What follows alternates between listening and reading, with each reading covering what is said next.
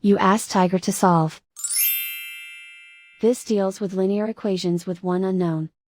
The final result is k equals 10. Let's solve it step by step. Simplify the expression. Expand the parentheses. Multiply the coefficients. Simplify the arithmetic. Expand the parentheses.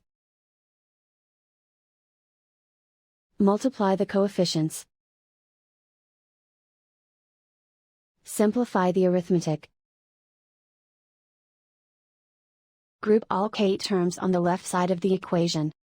Subtract 6k from both sides. Group like terms. Simplify the arithmetic. Group like terms. Simplify the arithmetic. Group all constants on the right side of the equation.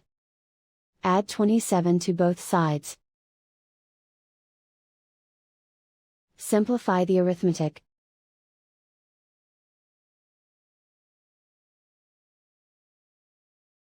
Isolate the k.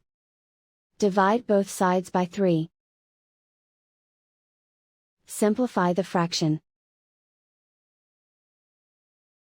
Find the greatest common factor of the numerator and denominator. Factor out and cancel the greatest common factor. And so the final result is k equals 10.